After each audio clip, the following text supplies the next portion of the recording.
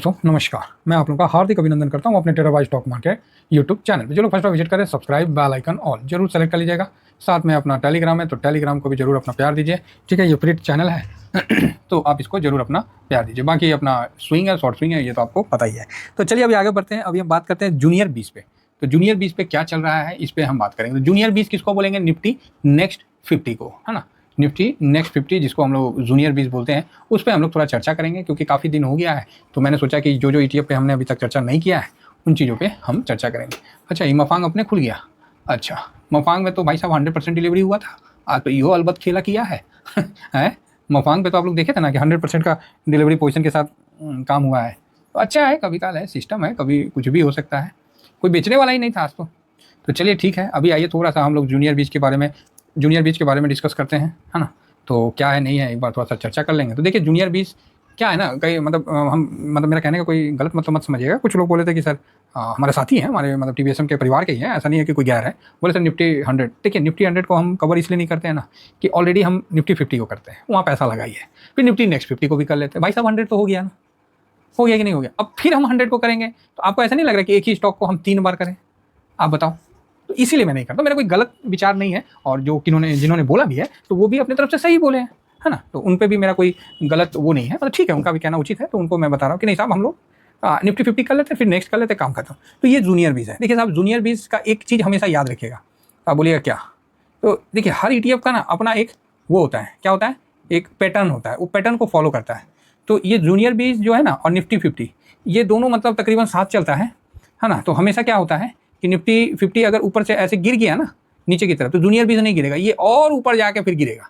उसी तरह निफ्टी 50 यहाँ से उठ गया तो जूनियर 20 यहाँ से नहीं उठेगा, और नीचे से जाकर फिर भागेगा।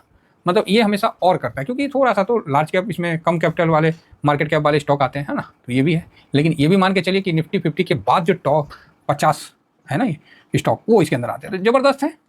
फिलहाल आज देखिए तो कुछ नहीं हुआ, आज तो 41% का। तो आप बोलिए सर कुछ हुआ ही नहीं। हाँ, कुछ नहीं हुआ है, नॉर्मल है आज। तो मैं बोला कि काफ़ी दिन हो गया था, तो मैं बोला चर्चा नहीं हुआ तो एक बार क्यों ना जूनियर 20 पे मैं चर्चा कर लूँ। बाकी थोड़ा सा 1 महीना का इसका भी चार्ट चूट देख लेता हूँ। क्या है ना, चर्चा होते रहना चाहिए। एक कहावत है कि गाड़ी चले ना चले, टंकी फुल होना चाहिए समझे ना। हाँ, आदमी हिले डुले नहीं डुले, पेट भरा होना चाहिए। तो वही बात है। तो आइए देखते हैं कि ये 10 मार्च आ गया। तो यहाँ अभी 2 दिन में जो गिरावट हुआ उसमें देखिए काफ़ी अच्छी खरीदारी सब जगह देखने को मिला। 3 तारीख से देखिए, एक्चुअली 2 तारीख को टैरिफ लागू हुआ था, तो 3 तारीख से देखिएगा अच्छी खरीदारी के साथ काम हुआ है। ये देखिए जूनियर 20 का, और इसमें जो वैल्यू हुआ है, ये वैल्यू के साथ देखिए 44 करोड़ का हुआ है। 65% का डिलीवरी पोजीशन। यहाँ 56 का है 23। तो मतलब अच्छा हुआ है।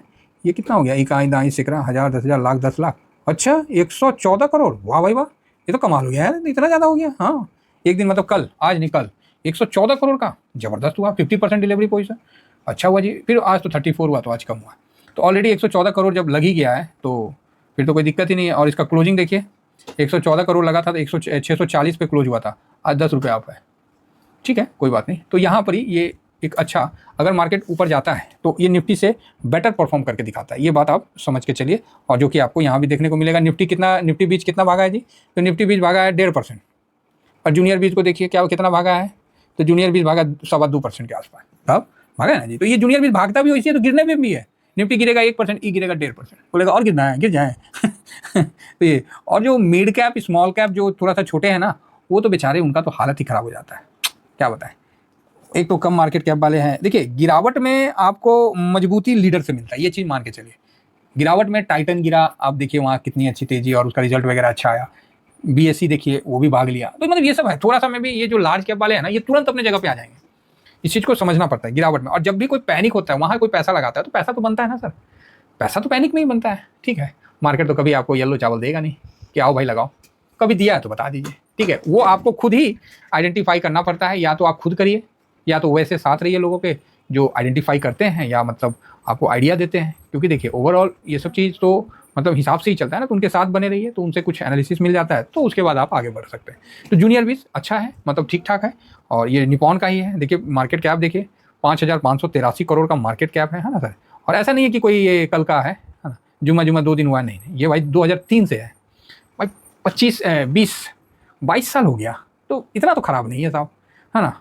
तो बढ़िया चीज़ है, और अच्छी चीज़ को मतलब अच्छा ही होना चाहिए, है ना। तो ये चीज़ आप समझ के चलिए, तो अच्छी बात है। बाकी ठीक है, ETF बढ़िया ETF है, अच्छा वॉल्यूम है, अच्छा वैल्यू है, तो इसके साथ हम आगे बढ़ते हैं। फिलहाल इसने जो रिटर्न दिया है वो क्या रिटर्न दिया है वो साल का एक बार जस्ट थोड़ा सा देख लेते हैं। तो जूनियर भी इसका कहाँ गया, ये देखिए आज एकदम ऊपर चढ़ के बंद हुआ है। एक साल में देखा जाए तो भाई साहब थोड़ा ही गिरा हुआ, 2.5% डाउन है।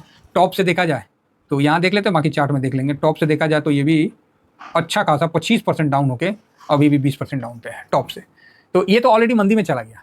अब ये इतना जल्दी मंदी में भी जाता है और इतना जल्दी बाहर निकल जाता है कि आपको समझ में ही नहीं आएगा कि मंदी में गया कि ये तेजी में है, ठीक है। इसीलिए इनको नहीं देखते हम लोग, इसीलिए निफ्टी को देखते हैं। सिर्फ निफ्टी 20% से ज़्यादा गया तब वो मंदी की तरफ आगे बढ़ जाता है। अब 20% एक बहुत अच्छा करेक्शन होता है निफ्टी का।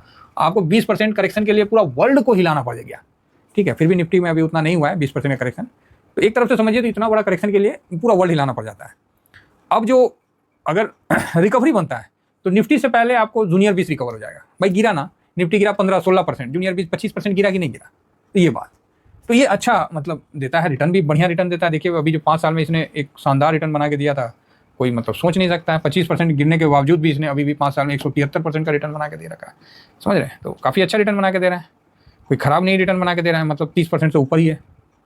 तो वही है मेरा कहने का मतलब है, 35% के आसपास का रिटर्न बना के दे रहा है तो ख़राब नहीं, बहुत सुंदर है। इसके अंदर जो स्टॉक आते हैं वो नेक्स्ट आते हैं।